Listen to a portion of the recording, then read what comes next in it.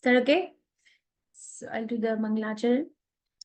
Om Agyan Timirandasya Gyananjan Chalakaya Chakshurunmiltam Yena Tasmai Shri Gurave Namaha. Shri Chaitanya Manovishtam Sthapitam Yena Bhutale Swayam Rupa Gadamahiyam Dadati Swapadantikam. Hare Krishna Karna Sindhu Dinbandhu Jagatpate Gopesha Gopika Kantha Radha Kantha Namastite. Taptakanchan Gaurangi Radhe Vrindavaneshwari Prishpanuste Devi Pranamami Haripriya. Jai Shri Krishna Chaitanya Prabhu Nityananda Shri Advait Gadadhar Shiva Sadi Gaur Bhakta Vrinda. Hare Krishna Krishna Krishna Hare Hare Hare Ram Ram Ram Hare Hare. Namam Vishnu Padaya Krishna Prishtaya Bhutale Srimati Bhakti Vedanta Swami Namine. Namaste Saraswati Deve Gaurvani Pracharine Nirvishesha Shunyavadi Paschati Deshatarine. Krishna. So, can you tell me how many sons did Rishabdev have? 100 sons. 100 sons. Who was the oldest of all of them? Bharat. Bharat Maharaj. Bharat Maharaj. Very nice. So, where were all these sons assembled in the beginning of this particular chapter where Lord Rishabdev started to give instructions? What was the name of that place? I can't.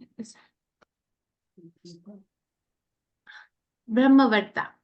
So, okay, the Brahmavarta was the name of the place where all the sons and all saintly people had assembled, and that's where Lord Rishabdev, due to his causeless mercy, appeared. And when he appeared, he could appreciate the place. That place actually belongs to Swambhuva Manu.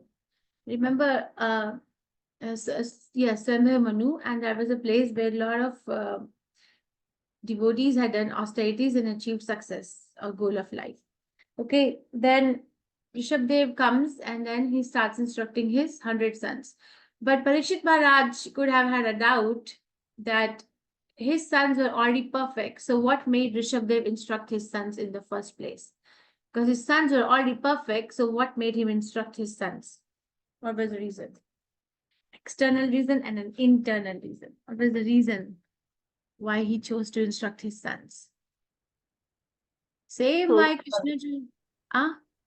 So that others also could understand those Very instructions. nice. Yeah, so for the benefit of the others. Very nice. Thank you. Okay, so through his sons, via media of his sons, he was actually preaching to the general populace. Okay, then the first thing that he says, Lord Rishabdev says to his sons that we have obtained a human form of life. And in human form of life, if we continue to do what animals do, eating, sleeping, mating, defending, then we will never reach the goal of life. So having achieved the human form of life, which is very, very rare, we must not waste it in sense enjoyment. And then he explains that there are two paths. What are the two paths? One path is leading to this and the other path leads to this. It explains there are two paths. Which a human form is a junction, right? We can take two paths. One path is am I audible? Yes, Mataji. Okay, so what are the two paths that Lord Rishabdev talks about? One path will take to go back to Godhead. Another path will take to hellish life. Very nice. Thank you. So one path is a path towards the liberation and the other path is the path towards degradation. So when it says if you want to take to the path of liberation, it doesn't matter whether you are an impersonalist or a devotee of the Supreme Personality of Godhead. The only way, there is no other way. The only way is to actually serve a Vaishnava, to serve a pure devotee of Krishna, to serve a guru. That's the only way. It doesn't matter whether one is following an impersonalist path or one is following a devotional service to the Supreme Personality of Godhead, but Mahat Seva Dwaram Ahur Vimukte. So only way is to actually serve the Supreme Personality, the devotees, the pure devotees of the Supreme Personality of Godhead. But one who are on the path of degradation or hellish condition of life are attached to opposite sex and sense gratification. So he actually made the two pathways very clear. And when the question could be raised that his sons most of his sons were grahastas, right? Most of the sons were grahastas, so they could think, oh, so attached to the opposite sex and sense enjoyment, is he talking about us? Is Lord Rishabdev talking about us? So to encourage them, Lord Rishabdev immediately gave the instruction that a devotee of Krishna may be in householder life, but they are not attached. They're not attached. They do it as a sense of duty. They don't go running behind money. They earn enough to keep the body and soul together, but not to indulge in sense gratification. Or even if they have a lot, then they know what to do with it. Okay, so immediately he took care of that particular doubt, which may have arisen in the hearts of his sons who were in the householder life, that are we on the path of liberation or are we on the path of degradation? And then he continues to say that when the ignorance covers the soul forgets its potency and relationship with the Supreme Personality of Godhead. So this ignorance, or the knots of this ignorance, Chiddanti, the one in the Hridaya Chiddanti, remember we discussed this, can only be slackened by what? This is the second time he says the same thing. The knots in the heart of attachment to material world because of ignorance can be slackened by or cut into pieces by Accepting a guru, Devotees. Guru by Yes. Pada serving, and taking yes, by serving a service. guru, and also by hearing about Krishna. Serving a guru and hearing about Krishna from the guru. And then he says, now I'm going to read this because there are so many qualities which are so important, that he explains practically that how do we actually become liberated from the bodily attachment? What are some of the practical things which one can do? So far, what instructions he has given? One instruction is question that after having obtained a human form of life, what am I supposed to do? That the two pathways are open in human form of life. One pathway leads to the pathway of liberation, another pathway leads to the pathway of degradation. Then he says, if one is going to take to the path of liberation, doesn't matter whether one is an impersonalist or a personalist devotee, one must surrender to a Vaishnava or a devotee, pure devotee of a Supreme Personality of Godhead. On the other hand, one who is on the pathway of degradation is actually attached to opposite sex and object of sense gratification. Okay, these are the two instructions he has given so far. Then third instruction says one may be a householder, but not attached. They're doing it out of sense of duty, and the duty is performed perfectly. It's not that they are like, okay, why did I marry? I should have never married because I was supposed to be going back to Krishna. Don't throw bombs of philosophy in your lives. It doesn't work. Doesn't work. And recognize that, okay, if somebody is married, then honor that position. If somebody is a brahmachari, honor it. Honor that position for our own sake. Where I am, and fulfill the responsibilities of that particular varna and ashram, because that's what Krishna wants. Doesn't matter what we want. Once we have accepted a position, fulfill it to the fullest without developing attachment.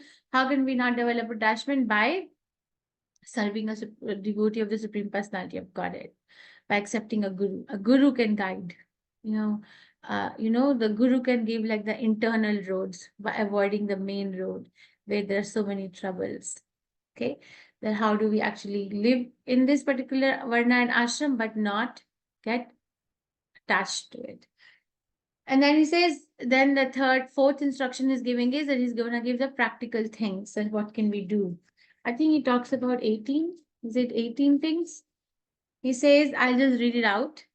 Accept a highly advanced spiritual master, then place your faith and love in Supreme Lord, avoid sense gratification. It looks nice when we hear it, right? Tolerate both pleasure and pain. Accept that this material world is essentially miserable. Analyze your existence and inquire about the absolute truth. Undergo penance and austerities for advancing in your devotion to the Lord.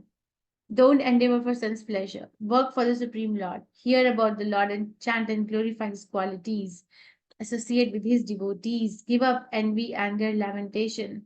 See everyone equally. Don't identify with your house and body. Study the scriptures and develop faith in Shastras. Live in a solitary place. Control the mind and life air. Observe celibacy and do not become bewildered. Restrain your speech, develop patience and enthusiasm, develop knowledge and apply that knowledge to become liberated and constantly think of the Supreme Personality of Lord. So, Supreme Personality of Godhead. Okay, then he says very important thing. The fifth instruction that he gives is, so again, as is so far, he has said, question in a human form of life, am I following animalistic tendencies or am I going to develop something higher? Then develop a goal. Which pathway are we going to follow? Are we going to follow the pathway that leads to Krishna, or are we going to follow the pathway that leads to degradation? Then, even if one is a householder, it's not attached. Then, how one is not attached? By accepting a spiritual master. One can be attached to their position even when they are brahmachari or sannyasi or vanaprastha, because one can just get attached to a title, you know. That's why having a guru in all these positions is very important. And then he says, what are the practical things? So he explains 18. So fifth instruction, he explains 18 things, practical things, which we can do to avoid attachment and develop a sense of devotional service to Krishna. Then he says, sixth instruction, very important thing, that actually don't become attached to liberation itself. There's no need to become attached to liberation itself, because the goal of bhakti is what? What is the goal of bhakti? Pleasing the Lord. Very nice. So Serving the developing loving devotional service to Krishna. Yes. So develop love for Krishna. Right? So that's the goal of bhakti, is to fall in love with the Supreme Personality of Godhead. Then he says that don't become attached to liberation. Then he says, hear hear my glorification, chant and preach it to others. And then he says that identify your role. If you are a father, a mother, a husband, a relative, or a spiritual master, or even a very worshipable demigod, we don't have any right to become any of these things unless and until we can deliver our dependence from the repetition of birth and death. Okay, so don't become attached to liberation. Identify don't become attached to liberation. Then preach, learn and preach the glories of the Supreme Personality of Godhead. And then is identify your role. And if you are in such a role, then understand that we don't have any right to become father, mother, well-wisher, or spiritual master, or a worshipable demigod unless and until we can deliver our dependence from the repetition of birth and death. Okay, and then he says, then he goes and says that he tells his other 99 sons to recognize who as the leader. That's number 9, instruction number 9. Bharat. Bharat, Eldest son Bharat. somebody is listening, very nice. So recognize Bharat Maharaj as your leader, because he's the best of all of you, and he can that is my desire. And that's what Lord Rishabdev says, the best of all of you, and that is my desire. And then he goes near to Bharat Maharaj and says what? You're going to rule, but you're going to rule under the jurisdiction of, who will be your going to rule under? The Brahmanas. Brahmanas. Very nice. Says Brahmanas. And he actually establishes the supremacy of Brahmanas in many, many verses. Right? He says that out of all the living entities, vegetable, trees, and plants are superior to dull matter, but above them are the animals, or worms and snakes. Above them, the animals. Superior to them are human beings. Superior to human beings are ghosts who have no material bodies. Superior to ghosts are Gandharvas, and superior to Gandharvas are Siddhas. Superior to Siddhas are Kinaras, then Asuras, and then demigods. And after all the demigods, Indra is the chief. Superior to demigod is Indra is Shiva, and superior to Shiva is Lord Brahma. But Lord Brahma is also subordinate to me. But out of all this, who do I consider the best? Brahmanas. Brahmanas. Very nice. So he considers Brahmanas. And he gives a reason. Krishna says, I like to eat through the mouth of the Brahmanas. When the food is offered to the Brahmanas and it reaches me, I feel very satisfied. So Brahmanas have the qualities that they actually not only understand the verdict of the Vedas, but they actually teach it to others. That's what makes Brahmanas very dear to Krishna. And Brahmanas are in the mode of goodness, and because they're in the mode of goodness, they're able to control their senses and mind. So understand, and I read this is okay. Why we are not able to control our mind and senses? Because we are not in the mode of goodness. Krishna has said it. If somebody is in the mode of goodness, Brahmanas are in the mode of goodness, they're able to control their senses and mind. Okay, and then he gives the general instruction to everyone. That's number 11. After he establishes the supremacy of the Brahmanas, says, do not envy anyone. Why? What makes Rishabh Dev says, what is his reasoning of not envying? Is it coming from the moralistic platform that, oh, we are all good people and because we are good, we should not envy? Or where is Lord Rishabh Dev's instruction of not envying anyone coming from? What is his reasoning? Do not envy any living entity because That indirectly leads to envying the Lord. because you're very nice, thank you. Because very nice. So because I am situated in everyone's heart. So if you envy someone, you're actually envying the Lord in the heart. Okay. The person cannot have anything unless and until it is approved by the Supreme Personality of Godhead through the agency of Maya. We are not independent in acquiring anything. Okay, so they do not envy.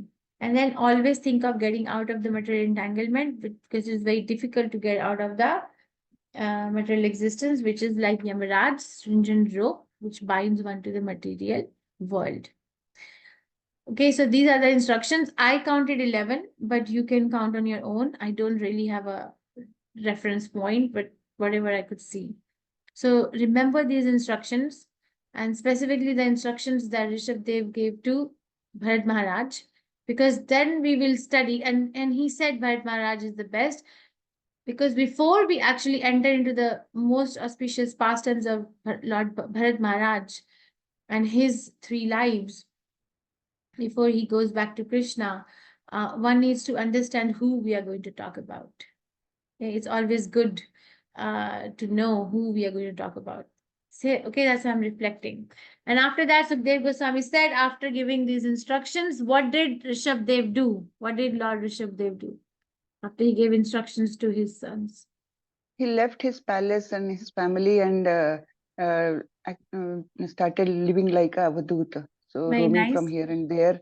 He removed his, he was not wearing clothes also. Just bodily conceptions he had dismissed at all. Very nice, He- thank you. So he started living as Avaduta. Now, Parashit Maharaj asked, why? Why did he choose to live like an Avaduta? What is the answer? What made Lord Rishabh Dev choose the pastimes of an Avaduta?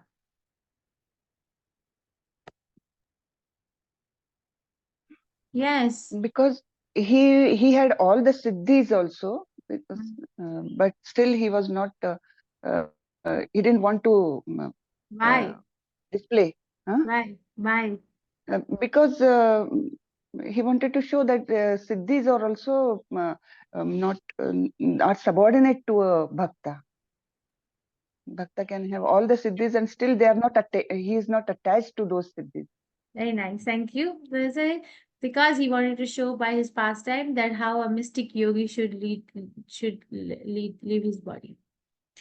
Okay, so the mystic yogi has to. So basically, it's like if you're a mystic yogi, it's not that we're going to be displaying our mystic yogic potencies. No, wrap up.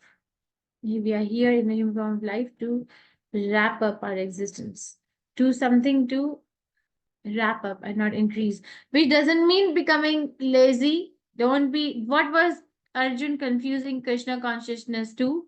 It's in 3rd chapter of Bhagavad Gita. What was Arjun confusing Krishna consciousness to? Inertia. Not doing any. Inertia.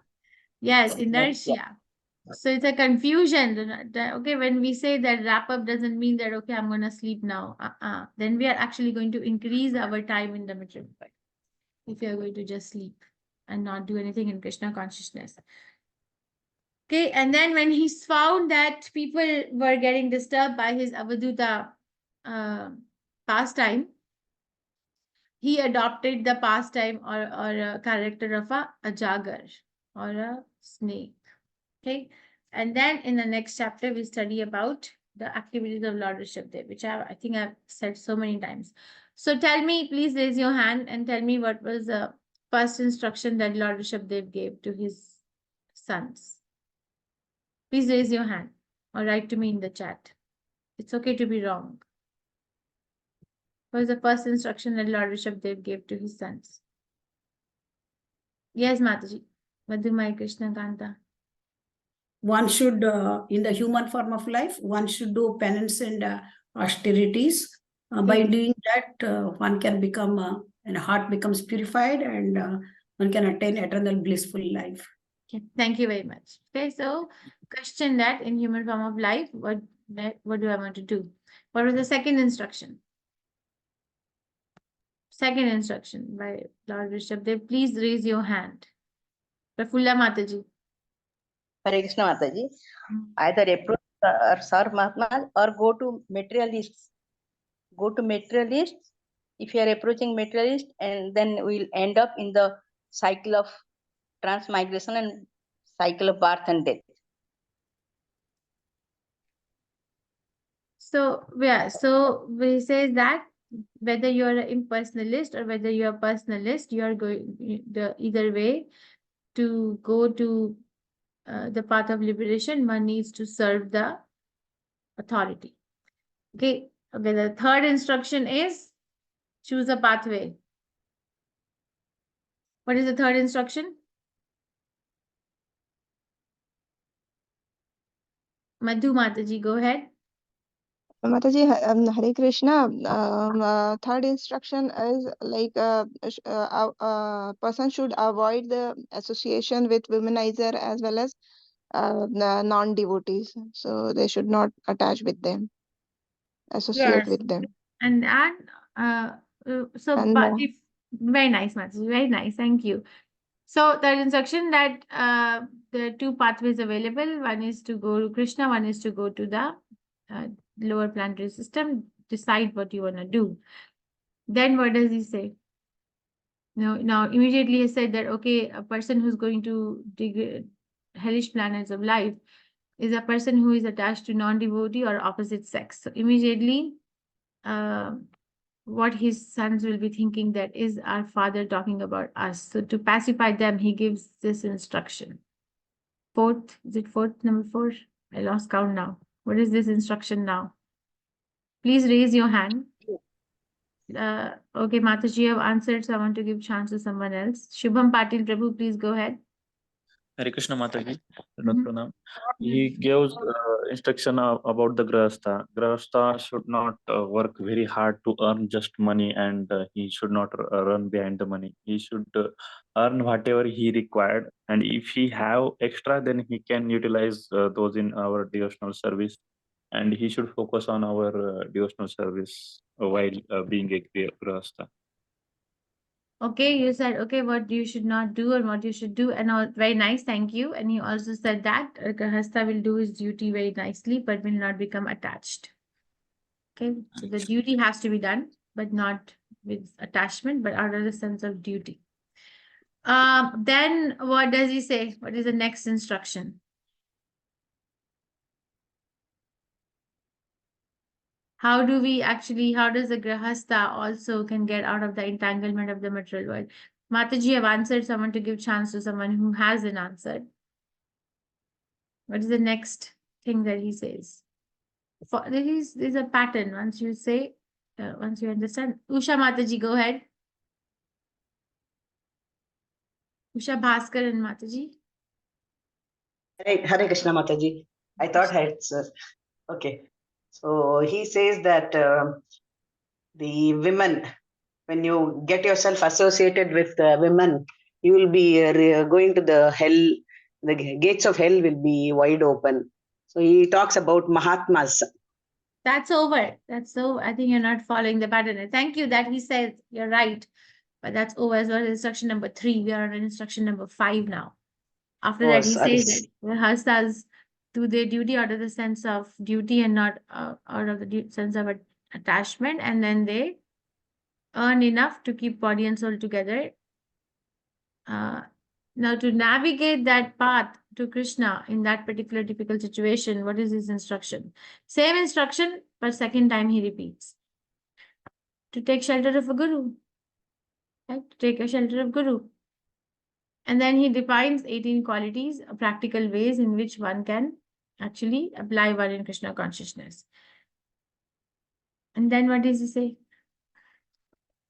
After 18 qualities, what does he say?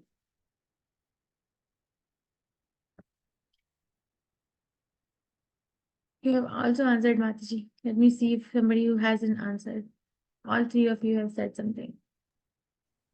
Hare Krishna Mataji, don't get attached to the liberation goal of Very nice. Yes. and yes. just to be in the have a goal of bhakti and chant and be involved in be attached to the Supreme Personality of Godhead. Very nice. Thank you very much. So, so don't even be attached to the path of liberation, because the goal of bhakti is to develop pure devotional service or love for Krishna. Then what does he say?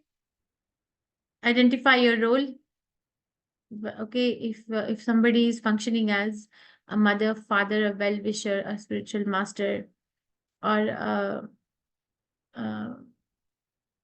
worshipable demigod, if one cannot deliver, one's dependent from the path of birth and death, then one doesn't have any right to become like that. Okay, and then he says, he goes and he asks everyone to recognize Bharat Maharaj as the leader. And then he goes to Bharat Maharaj and says, you're going to lead under the jurisdiction of the Brahmanas. He establishes the supremacy of the Brahmanas with various reasonings. And then what does he say to everyone again? Do not do what? Do not what? Envy To anyone. Do not anyone. envy Because anyone. Very nice. Do not envy anyone. Know that Must be I am equipoised. everyone's Must be equipoised. okay, we're in equipoise. He says direct instruction is do not envy anyone, because I'm situated in everyone's heart. Okay, so see my presence everywhere. And then he adopts the pastime of Avaduta and then Ajagarviti. Okay, this is a summary of activities, instructions of Lord Rishabdev to his sons.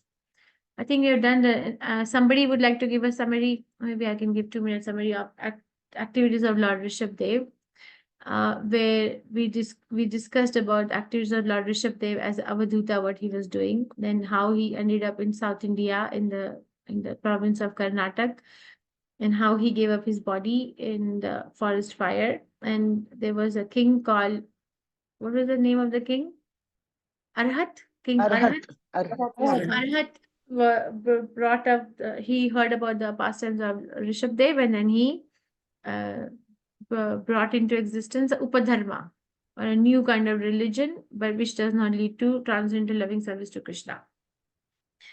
And then Sukdev Goswami glorifies the activities of Lord Rishabdev by glorifying the learned scholars, and out of who actually relish and hear the pastimes of Lord Rishabdev, of whom the inhabitants of Bharatvarsha are most fortunate. Then he glorifies the dynasty in which Lord Rishabdev appeared, Priyavar dynasty. Then he glorifies Lord Rishabdev himself as a Supreme Personality of Godhead. And then he, towards the end, glorifies Falashruti, right? That whoever hears this pastime of Lord Rishabdev will actually attain loving devotional service to the Supreme Personality of Godhead. Then towards the end of the chapter, what do we study towards the activities of Lord Rishabdev? These are the Lord Rishabdev's activities are to be followed by the living entities of all the ages. Satya Yuga, Dwapar Yuga, Treta Yuga or Kali Yuga, but Prabhupada mentions it specifically by the people of Kali Yuga. And then, of course, we hear about the criticism of people who bring forth Upadharma, Chala Dharma, and on behalf of copying Lord Rishabdev's pastimes. Okay. So with this consciousness, we'll start the chapter of activities of Lord Bharat Maharaj, or qualities of Bharat Maharaj. Any questions, reflections, realizations, corrections? Otherwise, I'll go to the last demon that Krishna killed in Vrindavan. My goodness. Corrections, reflections, questions, complaints.